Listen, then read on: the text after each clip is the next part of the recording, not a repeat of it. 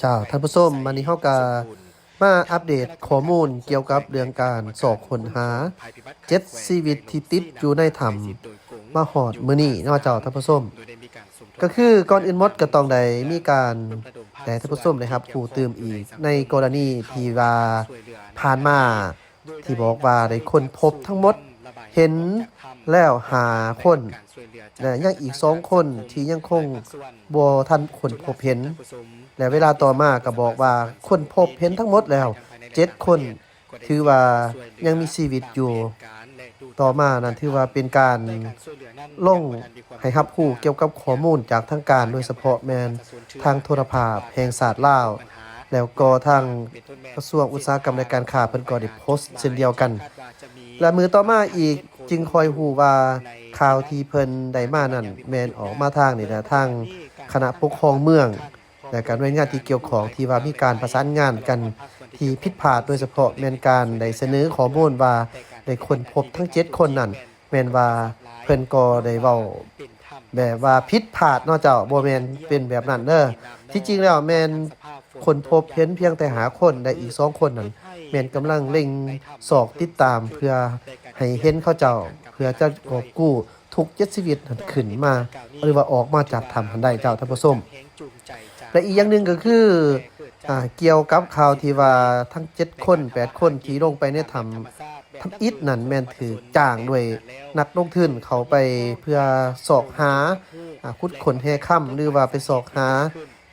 ที่มาหรือว่าแรงของค่ำอันนั้นน่ะถือว่าเพิ่นก็ออกมาอย่างยืนว่ามันบ่เป็นมูลความจริง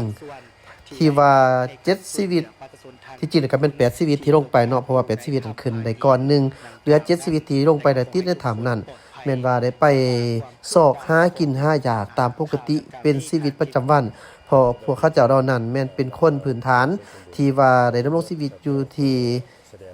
เมืองหนองแจ้งแขวงไซสมบูรณ์แล้วก็ออกหากินหาอยากเป็นแบบปกติหั่นน่ะเจ้าท่านผู้ชมถือว่ามื้อนั้นในการไปนะถือว่าก็ไปเป็นแบบปกติได้โอ้ร่วมกันซักส่วนกันไป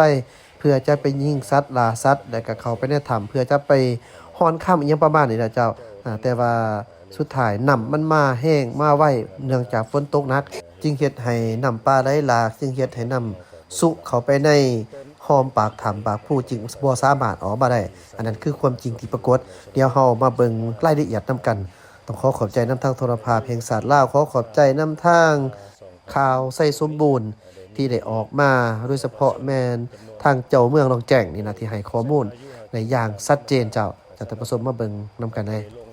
หีนเมืองลงแจ้งแขวงไซสมบูรณ์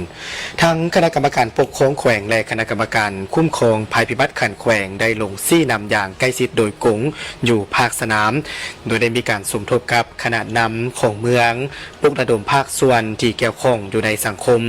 เข้าให้การช่วยเหลือในทันทีโดยได้นำไส้จักสูบน้ำระบายน้ำออกจากถ้ำพร้อมทางได้รับการช่วยเหลือจากการจัดตั้งทางสังคมหลายภาคส่วนจนล่าสุดท่านผู้ชมในวันที่25พฤษภาคม2026นี้ทีมกู้ภัยทั้งภายในและต่างประเทศก็ได้สืบต่อช่วยเหลือตามแผนการและดูดน้ำออกจากถ้ำแต่การช่วยเหลือนั้นยังบ่ทันมีความคืบหน้ายังบ่ทันพบประชาชนเทื่อเนื่องจากว่าการช่วยเหลือพบปัญหาหลายอย่างเป็นต้นแม่นเส้นทางเข้าไปหาจุดหมายที่คาดว่าจะมีทั้ง7คนอยู่ในที่นั้นถือว่ายังมีความยุ่งยากและปัจจุบันนี้การจัดตั้งภาครัฐทุกขั้นพร้อมด้วยหน่วยงานกู้ภัยของลาวและไทยตลอดฮอดภาคส่วนที่เกี่ยวข้องยังคงสืบต่อเร่งให้การช่วยเหลืออย่างต่อเนื่องแต่การปฏิบัติหน้าที่เวียกงานตัวจริงแม่นพบกับอุปสรรคหลายย้อนว่าเป็นถ้ำธรรมชาติทางเข้าละอิดละเอี้ยวและก็มีหินน้ำนอพร้อมทางสภาพฝนตกอย่างต่อเนื่องตลอดมื้อเฮ็ดให้ระดับน้ำในถ้ำนี้เพิ่มสูงขึ้นและการเฮ็ดเวียกต้องแข่งขันกับเวลาอีกด้วยต่อกับเหตุการณ์ดังกล่าวนี้ถือว่าบ่ได้เกิดจากแรงจูงใจจากภาคธุรกิจแต่เกิดจากการสิ้นเคยในการทำมาหากินตามแบบธรรมชาติแบบดั้งเดิมของประชาชนมาแต่โดนนานแล้วจึงขอเรียกร้องให้สังคมจงรับรู้และเข้าใจถึงต้นปลายสาเหตุที่เกิดขึ้น ต่อกับเหตุการณ์ในครั้งนี้ด้วยและพร้อมเดียวกันนั้นก็ต้องขอแสดงความสมเสยและเป็นกำลังใจให้แก่ทุกภาคส่วนที่ได้เข้าให้การช่วยเหลือประชาชนทาง7 คนที่ตกค้างอยู่ในถ้ำผาหินดังกล่าวนั่นและก็ขอให้ทุกคนปลอดภัยส่วนว่าความคืบหน้าของข่าวดังกล่าวนี้ทางทีมสบายดีทีมงานนักข่าวแขวงไซสมบุญก่อนอื่นหมดครับเจ้าขอแสดงความขอบใจบรรดาการนำภาครัฐ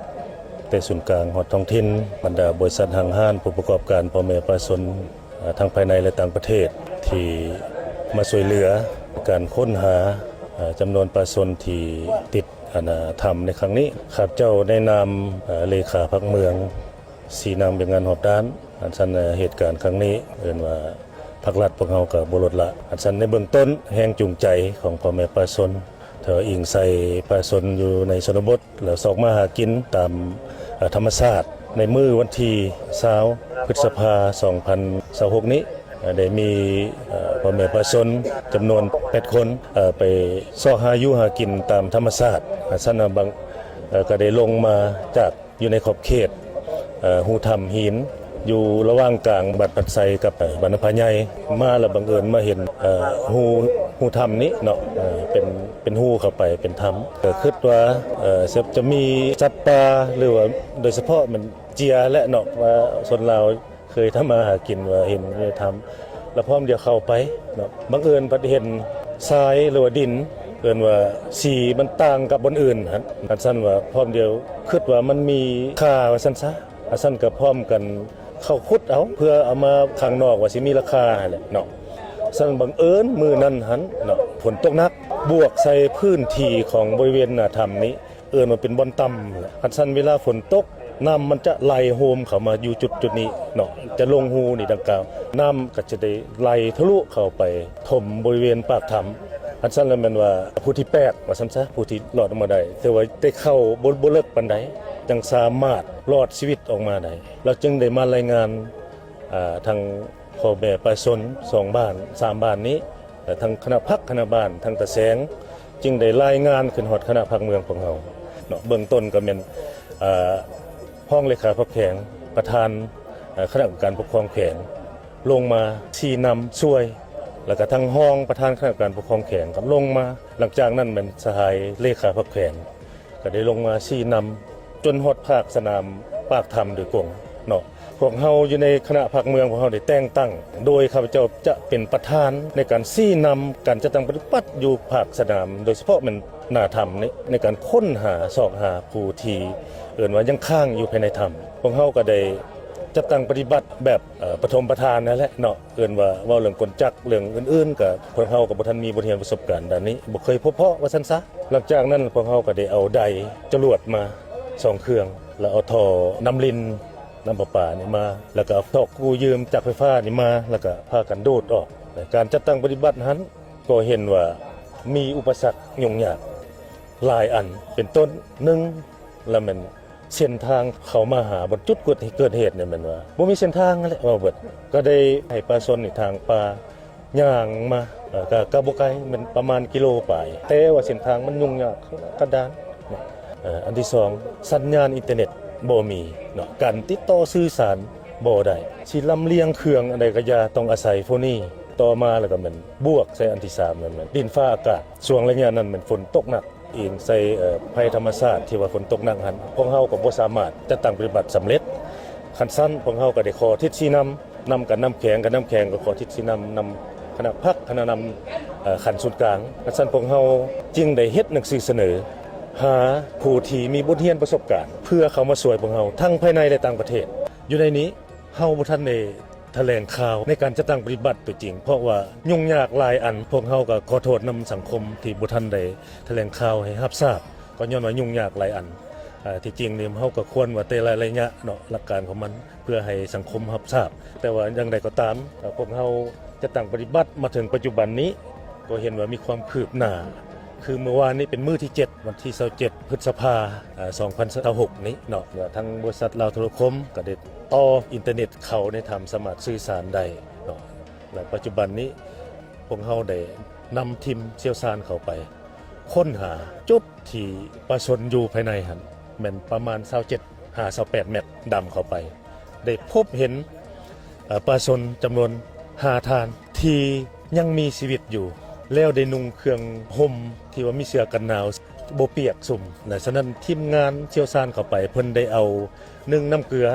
2อาหารเจลเป็นอาหารน้ำดื่มอื่นๆอุปกรณ์ทั้งหมดแหละตามระบบของเพิ่นที่มีบทเรียนประสบการณ์นั้นเพิ่นได้เอาน้ำเกลือให้กินเบื้องต้นและอยู่ในนั้นก็บ่มีภัยที่เจ็บเป็นเนาะมีแต่อ่อนเพลียเนื่องจากว่าขาดอาหารหลังจากพบเห็นก็ได้แจ้งออกมาเนาะคือเหตุการณ์เมื่อวานนี้ก็หลายท่านสนใจทั้งภายในและต่างประเทศสื่อออนไลน์ต่างๆแต่ซั่นพบเห็นก็แจ้งออกมาว่าครบ5 ฐานคันสั้นสืบต่อค้นหาอีก2 ฐานจังสิครบ7คันสั้นแล้วแม่นว่าเพิ่นได้สืบต่อค้นหาอีกประมาณชั่วโมงปลายเพิ่นจังรายงานออกมาหลังจากบ่เห็นเพิ่นรายงานออกมาว่ายังยืนคืน